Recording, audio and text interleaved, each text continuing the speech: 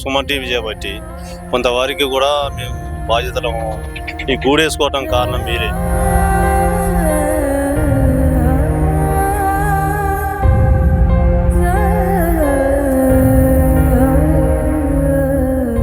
అత్యాధునికమైన టెక్నాలజీతో fertility treatment అందిస్తోంది Medici IVF.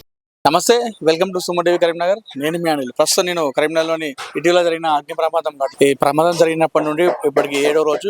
7 రోజుల నుండి మనం నాన్ స్టాప్గా సుమన్ టీవీలో ఈ బాధితులటువంటి ఘటన కానివ్వండి, వీళ్ళ పరిస్థితిని మనం రోజు కవరేజ్ చేస్తున్నాము. ఇందులో బాగా మనం చూసుకోవచ్చు 7వ రోజు ఈ రోజు సుమన్ టీవీలో ఇస్తున్నటువంటి నాన్ స్టాప్ కవరేజ్తో అటు నాయకులు ఇటు దాతలు సహకారంతో ఇప్పుడిప్పుడే ఈ ఘటన నుంచి కొంచెంగా కోలుకుంటున్నారు బాధితులు. నిన్నటి నుండి ఎవరైతే 25 గుడిసెలో ఉన్నారో ఈ బాధితులు అందరూ కలిసి, అంటే అటు మహిళలు ఇటు మగవారు చిన్న పెద్ద తేడా లేకుండా అందరూ కలిసి తలో చేసుకొని ఇప్పుడు మెల్లమెల్లగా ఈ గూడు నిర్మించుకుంటున్నారు. మనం చూసుకోవచ్చు నిన్నటి వరకు అసలు ఇక్కడ సిచ్యువేషన్ దారుణంగా ఉండేది. నిన్నటి వరకు మొత్తం ఈ ప్రాంతం అంతా మనకు కాలిపోయిన అంతా మొత్తం నిండిపోయి ఉండేది. ఇప్పుడు మనం చూసుకోవచ్చు మొత్తం వీళ్ళందరూ కలిసి ఇక్కడ చిన్న చిన్నగా ఏర్పాటు చేసుకొని ఒక గూడును ఏర్పాటు చేసుకున్నారు. ఇప్పుడిప్పుడే ఈ బాధితులు మనం కొంచెం కోలుకున్నట్టుగా చెప్పుకోవచ్చు. మేము చూసుకోవచ్చు నిన్న వరకు బాధితులు అందరూ రోడ్డు మీదనే తిరగడం కానీ పడుకోవడం కానీ రోడ్డు మీదనే ఉండేది.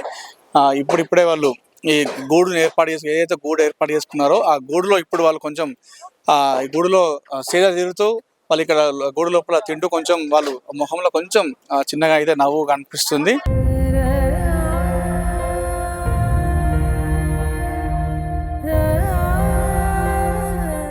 ప్రస్తుతం చూసుకోవచ్చు పిక్చర్స్ లో అందరూ ఈ 25 కుటుంబాలు 50 మంది ఎవరైతే ఉన్నారో ఈ బాధితులు అందరూ కలిసికట్టుగా ఇప్పుడు ఈ ప్రదేశాన్ని మొత్తం క్లీన్ చేసుకుంటూ తమ గూడును మళ్ళీ ఏర్పాటు చేసుకుంటున్నారు. ప్రస్తుతం మనం విజువల్ చూసుకోవచ్చు.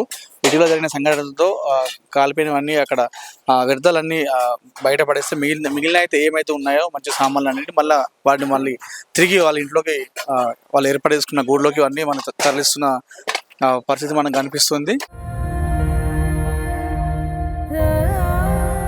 వాళ్ళ సిచ్యువేషన్ ఈ రోజుకి మనం జరిగి 7 రోజులుగా వస్తుందో ఈ 7 రోజుల ఇప్పుడు ఎలా అనిపిస్తుందో అమ్మని అడిగి తెలుసుకుందాం. అమ్మ చెప్పండి అమ్మ, ఈ రోజుకి ప్రమాదం జరిగి 7 రోజులు అవుతుంది. ఇప్పుడు మీ పరిస్థితి ఎలా ఉంది? కొంచెం ఇక చిన్నగా ఇక వాళ్ళన్నం వీళ్ళన్నం టిఫిన్లు టీలు అన్ని తెచ్చి పెడతారు. ఇప్పటి వరకు అయితే అట్ట కోలుకుంటారు మనుషులు. ఇక నా ఏం చేస్తారో ఏమో, మీ శానాలకు దండం మీకు దండం. ఇంకా ఇబ్బందులు ఇంకా పోలే, ఇప్పుడిప్పుడే కోలుకుంటాను. ఇంకా ఎన్ని రోజులు పడుతుందో టైం చెప్పలేను. ఇన్ని కుటుంబాలు ఆగమైపోయినాయి. మీ ఎట్ట బతకాలి ఏం కథ? ఏం కోరుకుంటారమ్మా? మాకు ఇల్లులు కావాలి, స్థలం అయిపోయింది, అన్ని సొమ్ములు పోయినాయి, బట్టలు కాలిపోయినాయి. ఇప్పుడు ఏం లేదు, రోడ్డు మీదనే పడి ఉన్నాం.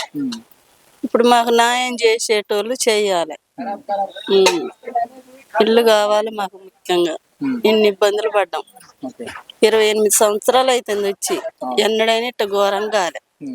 ఇప్పుడు ఈ ఘోరం ఏంది, మా పరిస్థితి ఏంది? నిన్నటి వరకు మీరు బయట పడుకున్న వాళ్ళు, బయట తిన్న ఇప్పుడే గూడు ఏర్పాటు చేసుకున్నారు కదా, ఇప్పుడు ఇంట్లో ఎలా అనిపిస్తుంది? ఇక రాత్రి నుంచి కొంచెం కన్ను అంటుకొని నిద్ర పెట్టింది అంతే. ఇప్పుడు కొద్దిగా నిమ్మలం అనిపిస్తుంది. నా ఒళ్ళంతా నొప్పులే, నాకు కాళ్ళు వాపులు వస్తాను, ఎటు పోయి తిరిగేదాన్ని కాదు నేను. నన్ను గురించి అయినా వాళ్ళకైనా కొద్దిగా కుటుంబాలకు సాయం చేయండి మీరు.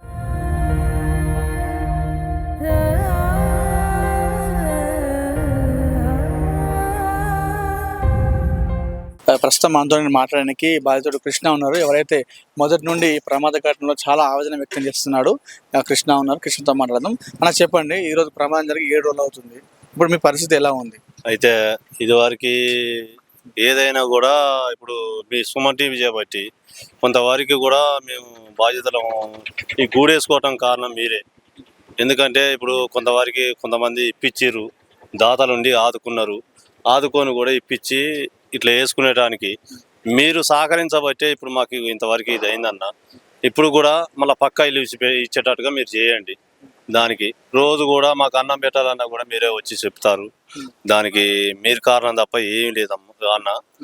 దానికి కారణం మీరే. అసలు ముఖ్య కారణం. కానీ మీరు మాకు ఏది కావాలన్నా మీరు చేసి మాకు పెడతారు. మేము మిమ్మల్ని అయితే మర్చిపోలేమన్నా. సుమన్ టీవీ మిమ్మల్ని మర్చిపోవాలంటే మా వల్ల కాదు. ఎట్లా అంటే మీరు మాకు కొద్దిగా సహకరించారు. వాళ్ళు ఏం చేస్తారు ఏం కథ అన్నది కూడా మాకు మీ నెంబర్లు ఇచ్చారు కాబట్టి మీకు చెప్పగలుగుతున్నాం మేము. దానివల్ల మీరు వచ్చి చెప్తారు. చెప్పి అట్లా కాదు మళ్ళీ వీళ్ళు గుడిసెలు వేసుకొని దీనివల్ల మీరు గుడిసెలు వేసుకొని పక్కా ఇల్లులు ఇప్పించేటాక మీరు పోవద్దు అని అంటారు. కాబట్టి మేము కూడా పక్కా ఇల్లులు ఇచ్చేదాకా మేము పోమన్నా. మీరు కాపాడండి మమ్మల్ని. మీరు ఎక్కడికైనా పోరాడినా పర్లేదు, మేము ఎక్కడికి రమ్మంటే అక్కడికి వస్తామన్నా మేము. దానివల్ల అంటే నిన్న మీరు నాకు ఒక సంఘటన విషయం ఫోన్ చేశారు, బెదిరిస్తున్నారు మా దగ్గరకు వచ్చి. మాకు నాయకులు వచ్చి మీరు మీరు ఇక్కడ గూడు ఏర్పాటు చేసుకోండి, మీకు ఏం కాదు, మీ పర్మిషన్ ఇస్తున్నామని చెప్పేసి నాయకులు చెప్పారంటున్నారు. నిన్న ఎవరో వచ్చి మిమ్మల్ని బెదిరిస్తారని. ఎవరు అసలు ఎందుకు వచ్చారు? ఆయన వచ్చి మీరు గుడిసెలు వేసుకోవద్దు, మీరు వేసుకుంటే మళ్ళీ మాకు కిరాయి ఇవ్వాలని అంటే మేము ఇయ్యనన్నాం. సిబి గారి కాడికి పోరి మీరు, లేకపోతే సుమన్ టీవీ వాళ్ళ కనుకన్నా పోరి. వాళ్ళు అధికారుల కాడికి పోతే వాళ్ళు చెప్తారు మీకు. మాకైతే ఇప్పుడు మా బాధ మాకున్నది, మేము గుడిసెలు వేసుకుంటున్నాం అని అనగానే వెళ్ళిపోయారు అన్న వాళ్ళు. నేను స్టేషన్ కూడా వెళ్ళాలంటున్నారు కదా, పోలీసులు ఏమంటున్నారు కేసు విషయంపై? పోలీసు వాళ్ళు ఏమంటారంటే దానికి కూడా వాళ్ళు సహకరించి మిమ్మల్ని ఎవరన్నా ఏమన్నా అంటే మాకు ఫోన్ చేయండి అని అంటారు వాళ్ళు. సిపి గారు కూడా చెప్పిందంట వాళ్ళకి, ఎస్ఐకి, సిఐకి, మరి వాళ్ళ అధికారులకు అందరికి చెప్పుకున్నారంట. వాళ్ళని ఏమైనా ఆడటానికి రూల్ లేదు, వాళ్ళకి ఏదన్నా పక్క ఇల్లు వచ్చింది దాకా మాత్రానికి ఏది లేదని.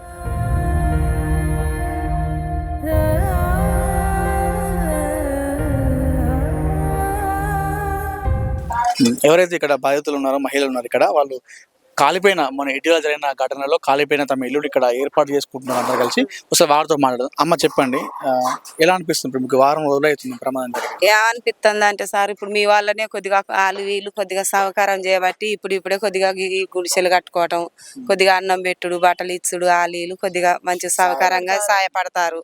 మాకు అందరు ఇంకో వాళ్ళు ఉన్నా సాయపడాలి. మాకు మంచిగా పక్క డబుల్ బెడ్రూమ్లు మాత్రం ఇప్పియాలి సార్.